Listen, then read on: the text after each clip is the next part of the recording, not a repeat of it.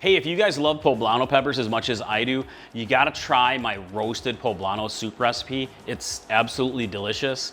Patty's mom actually just gave me like 1.5 pounds of poblanos from her garden because her garden's exploding. And I didn't grow them this year, unfortunately, but now I have a ton. So hey, if your garden's exploding as well, or if you just really love poblanos, this is a soup you gotta try. So let me show you how to make it. All right, guys, so the first thing we want to do to make roasted poblano soup is roast poblanos. Imagine that, right? So this recipe calls for 1 pound of poblano peppers. I've got a good pound here. That's about 8 average size poblano peppers. Sizes will vary, so it's really best to go by weight. But you could actually use extra if you want to and make a double batch or just a bigger batch.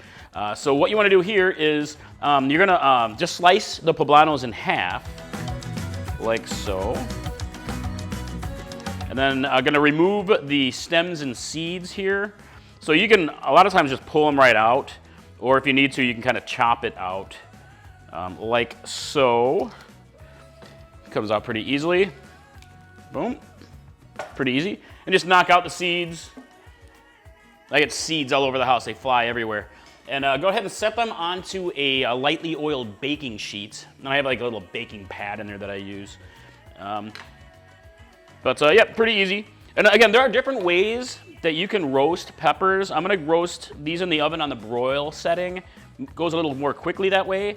But you could also roast your peppers just a baking setting on the grill, flame, broil, to roast them up. There's different ways to do it, so I'll go ahead and link to that on the website so you can really roast them however you want to. So go ahead and get these all sliced and set up for roasting. All right, I got my last poblano here. Get stemmed and seeded, and again, you'll get seeds everywhere. I find them all over the house, in the bedroom sometimes, like where are these seeds coming from? But, all right, so get them onto a baking sheet, and I'm gonna go ahead and roast these for about 15 minutes or so on the broil setting until the skins puff up and char. All right, look at that. These are beautifully roasted poblano peppers. This was 10 minutes in the oven on the broil setting in the middle of the oven. So you really gotta watch for timing, and you'll see that the skins get nicely puffed up and charred, and they really loosen from the peppers. If they don't loosen up properly, you can always cover the hot peppers right out of the oven with some plastic or even like a towel or something, and the steam from the heat of the peppers will loosen the skins even more. But you can see these are pretty darn loose, and let them cool just a little, but I can start peeling the skins. Like, look at how easily that comes off. It's just boom, it's off like nothing. So really just let it cool enough for you to be able to handle, and then go ahead and peel the roasted poblanos. The reason you want to peel the peppers is because the skins will wind up floating in the soup, and there are nutrients in those skins, but it's more of a textural issue, so it's really best to peel the peppers. All right, I got all of my poblano peppers peeled. I'm gonna set them onto a cutting board here, and just give them a rough chop, because it's all gonna get processed into a nice smooth soup. So then go ahead and get it transferred over to a bowl, like so, and then we will get our soup making cooking station set up. All right, I've got my cooking station all set up with all of my ingredients, the mise en place as they call it.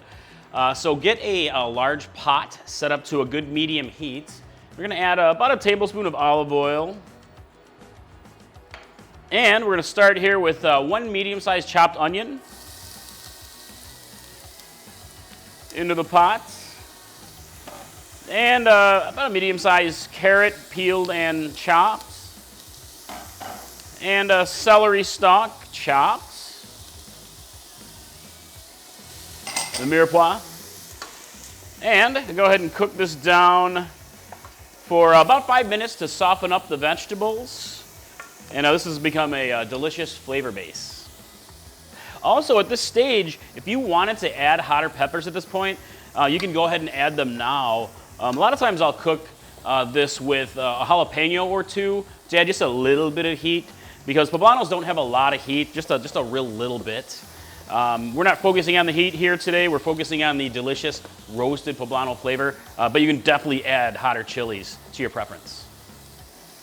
All right, got my veggies softened up here. So next we're gonna add some garlic. And I have about 4 cloves chopped. And you know, with garlic, you can of course add as much as you want to. Sometimes I'll add more, but this is a good amount. And you'll just cook this for 30 seconds to a minute or so until you can, of course, smell the gorgeous garlic blooming in the room. Smells delicious, delicious. And I have seasonings, and your seasonings really can vary, really depending on your personal preference.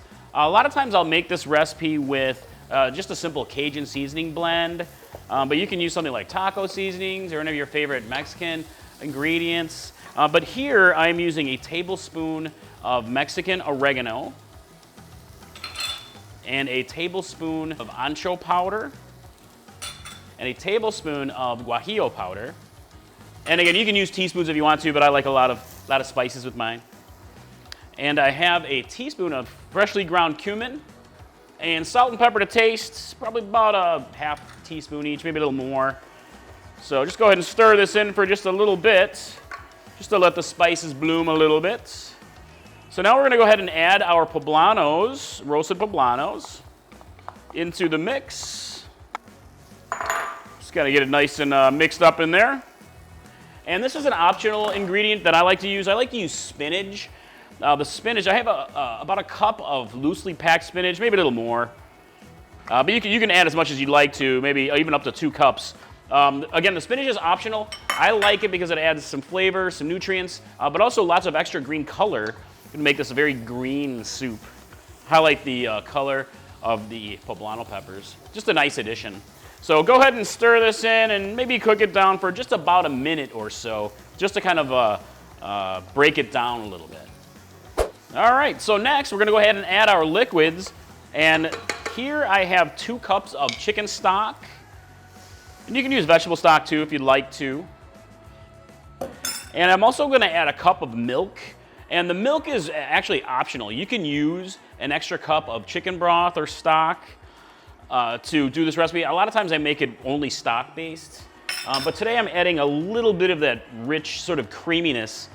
And if you really wanna highlight more creaminess to it, you can add heavy cream at this point, or another really good option. Well, Mexican crema is outstanding as well, but you can also add cream cheese, works really well, and that makes it really super creamy. And you can also adjust the liquids to your preference.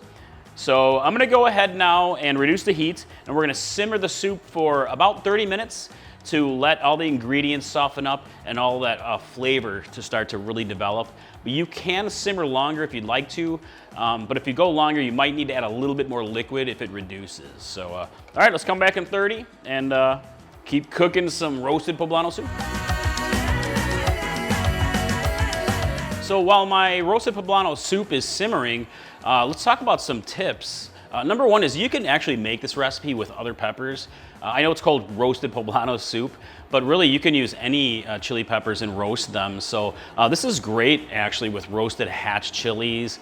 You can use something like roasted Anaheim chilies.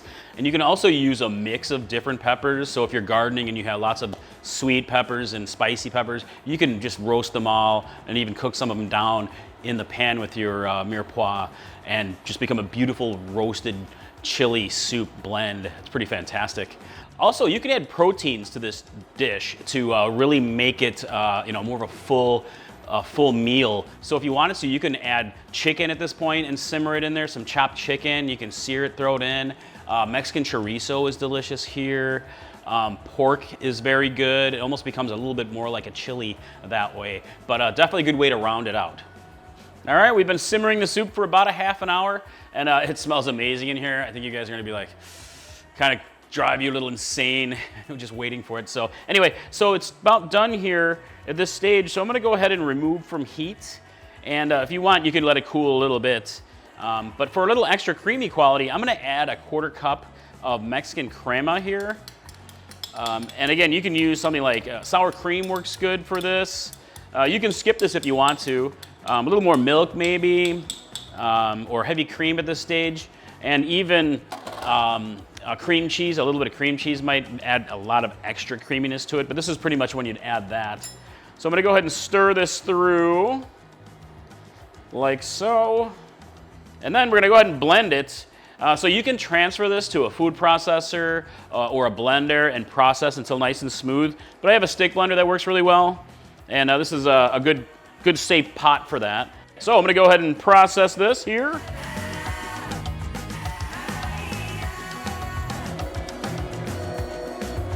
All right, look at that. Yes. Oh, look at how creamy that looks. It is so amazing. I seriously cannot wait to dig in. So let's give it a taste.